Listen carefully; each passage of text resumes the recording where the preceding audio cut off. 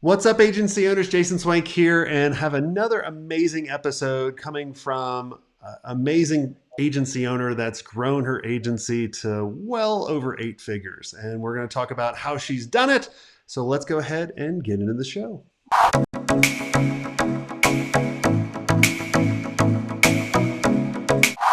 Hey, Josie, welcome to the show. Thanks, Jason. Nice to see you. Yeah, you too. So tell us who you are and what do you do? I am Josie Amon. I'm one of the co-founders of Media Matters Worldwide, and I Awesome. started the business with a business partner, Taji Zamanazli. Awesome. And are you guys still business partners? We sure are That's since amazing too. 2005. We've been working, talking every day for over 20 years. I Well, feel very awesome. blessed. I'm very lucky. Well, tell us, how did you get started? I'm always curious, why people like, were you accidental? Did you guys have a mission to do? How did you guys get Yeah. started? We both had worked at the big agencies. That's how we got our start right out of college. You'd always been in media. That was the beginning. And then I think it was 28. We were working at an agency together. That's how we met. We were working at a performance agency. And I said, how are we ever going to work at this pace and commute and all of these things and have a family? Like I knew I wanted to have a family. I had just gotten married, 26. I knew that was on the horizon. So that was a big piece of kind of the thought of around starting our own agency. We also had really unique backgrounds in that Taji was in buying and broadcast, and I was in planning. We just had very different backgrounds that came together. So we knew we could create a holistic solution for a media company. Awesome.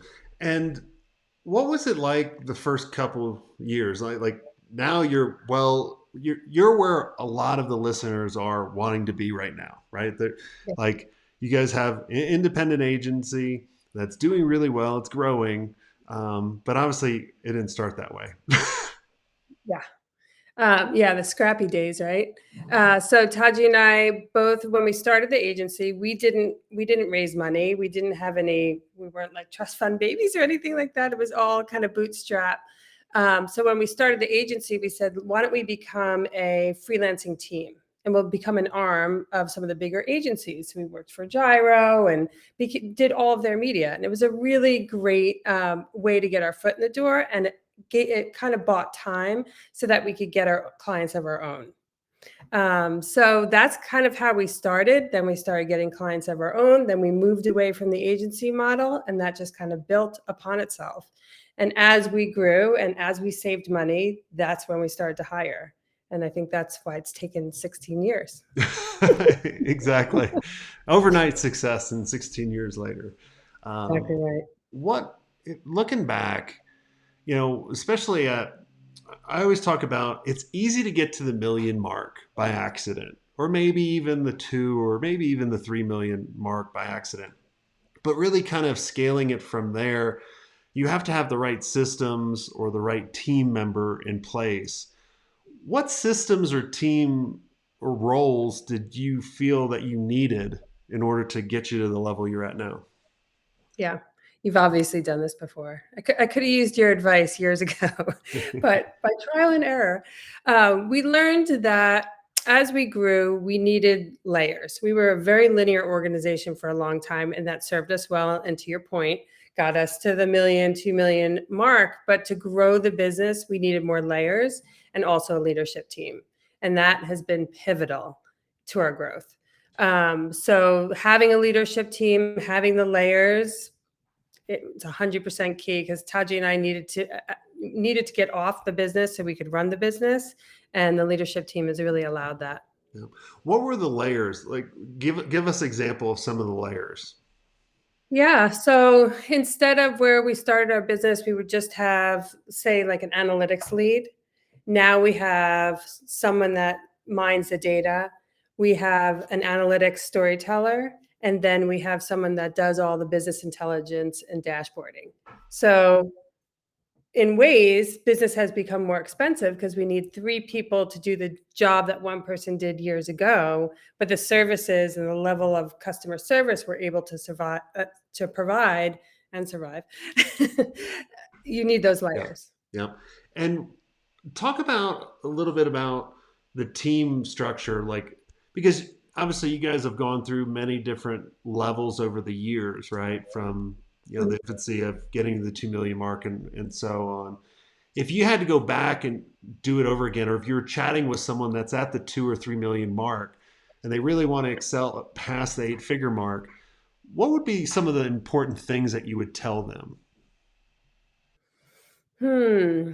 Come up with a strategy for new business, because I think that's one of the things when we knew we could scale the team. We knew we were ready for growth, but how are we going to get the bigger clients? Because the bigger clients are what bring the bigger dollars.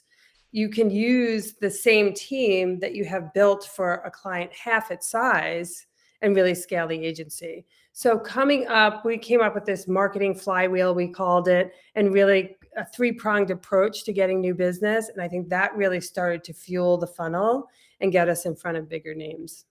I like that you said bigger clients because a lot of agencies, when they think of scaling, they think of, I need more clients.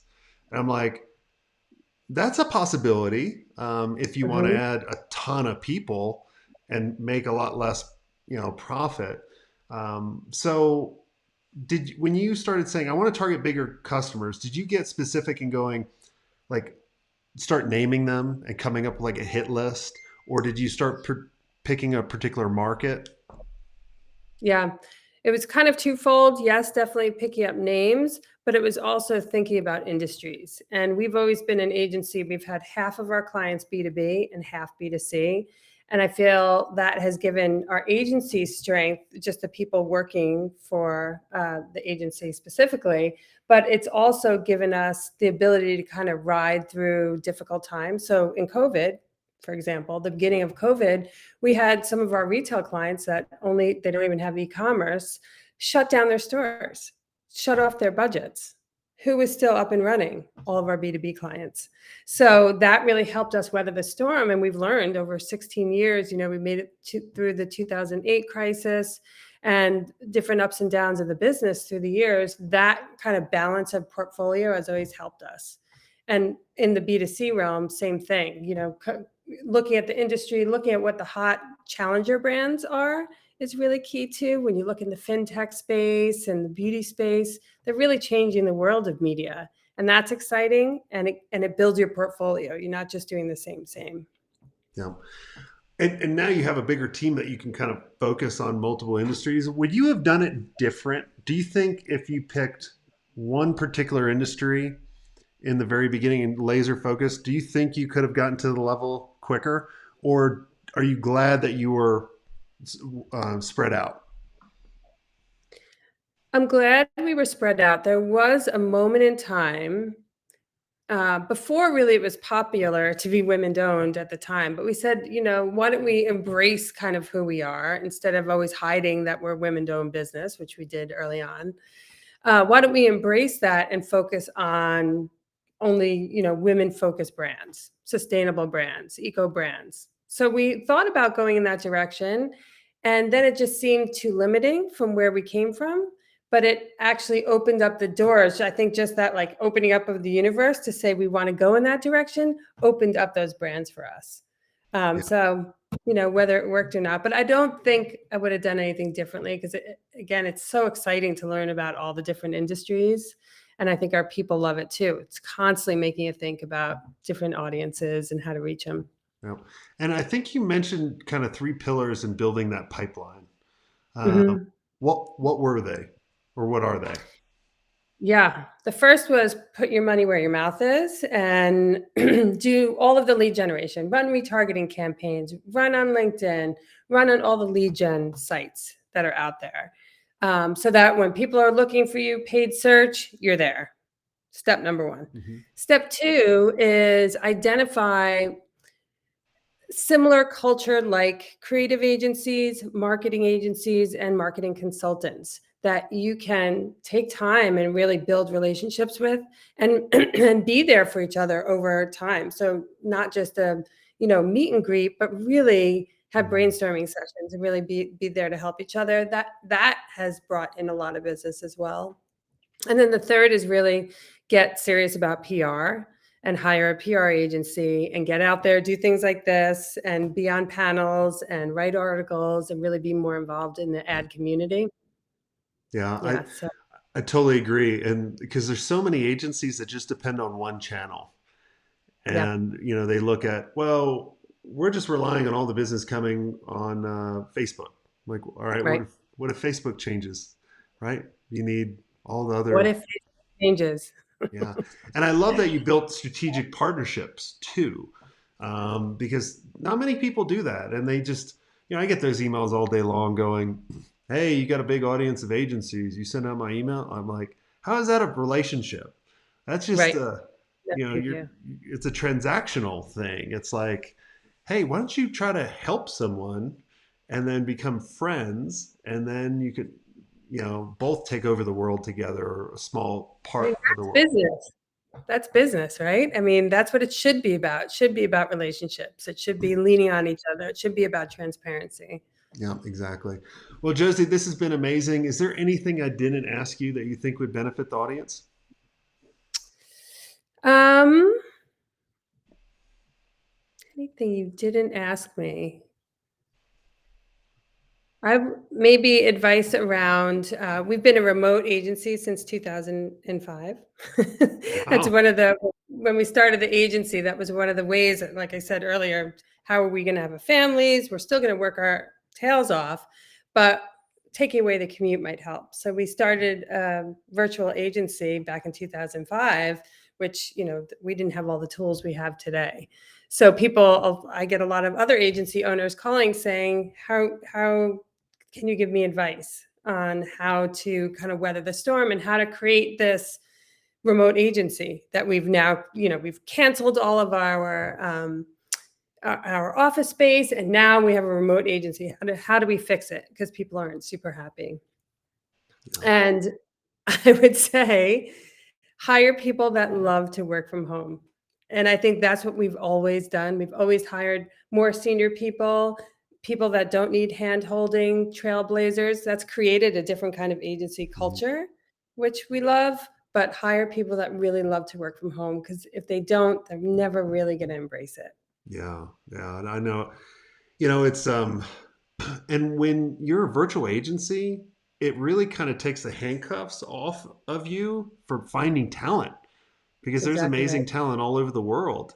Yes. And in a lot of remote cities, I was chatting with some of the mastermind members, and people were like, are, and they're all over the world. And some were in California and New York. And they were like, are your employees coming to you asking for raises because everything's costing more? And everyone was, yep, yep, yep. But one person, and he was in Kentucky. And we were like, we all need to recruit from Kentucky.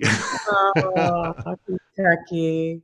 Yeah, I love having our employees all over the country. It not only helps with hiring, but it also helps with time zones. We have a lot of global clients. So being able to kind of have people pinch hit early in the morning or late at night is super helpful. Yeah, it's awesome. What's the agency website people can go and check you guys out? Oh, MediaMattersWW.com. Awesome. Well, everyone, if you guys enjoyed this episode, make sure you subscribe. Make sure you go to their website. Say a thank you to Josie for coming on and giving you guys a lot of value.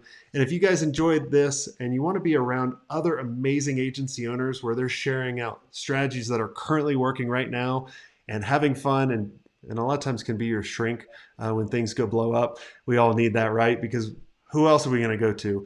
I'd love to invite all of you to go to the digitalagencyelite.com. This is our exclusive mastermind just for agency owners. We'd love for you guys to apply. And until next time, have a swank day.